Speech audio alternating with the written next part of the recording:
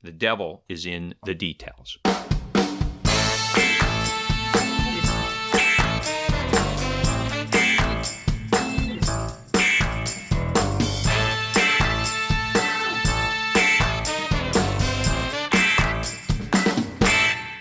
Hi, welcome to the first episode of the Marketing Playbook with Mark Friedman, presented by Details Interactive. Since podcasts have been around, I've found them to be such an interesting way to get a story out to the public. 4 or 5 years ago, I discussed doing a podcast with a colleague, but work got in the way and it never happened. Now it has.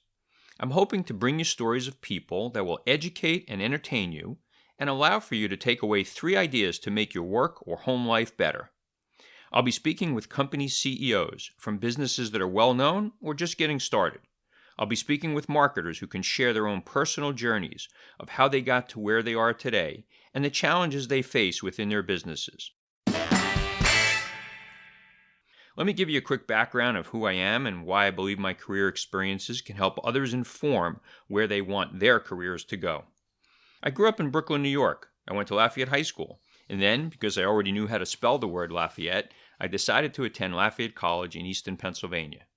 I graduated, and like many college graduates, I was not really sure what I wanted to do, so I went to work as an auditor for what in those days were one of the Big 8 accounting firms, Touche Ross. It was a great stepping stone, but the most memorable aspect of that time is the fact that I met my wife, Debbie, there. The day I met her, and I kid you not, I knew that I was going to marry her.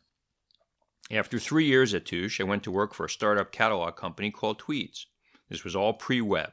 We were venture capital funded, the first catalog company to be started with venture money.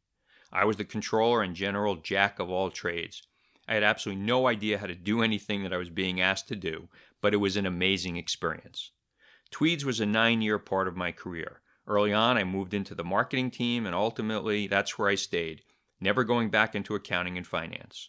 During the 9 years, Tweeds grew to $50 million and then crashed and burned, mostly because of greedy venture guys who pushed harder than the business could support. We were acquired by a multi-title catalog company called Hanover Direct. I eventually moved into another Hanover Direct brand called the Company Store Catalog, and we grew that business from $40 to $140 million in sales over 3 years, and also grew EBITDA as a percentage of sales each year. The business was so successful that it felt like we could mail names from the phone book and those names would respond. I left the company store and moved to Brooks Brothers as CMO. This was my first chance to work in a physical store environment and also with a brand that had a great website. During my 2 years at Brooks Brothers, the company was sold. I stayed a bit longer but then moved on to another multi-title catalog company called Brylane. Brylane now does business as Full Beauty Brands. At Full Beauty, I was CMO. We were $1.5 billion in sales, $150 million of which was done online, across 10 different brands. This was a major opportunity for me because now I was in a company with a major presence in digital marketing.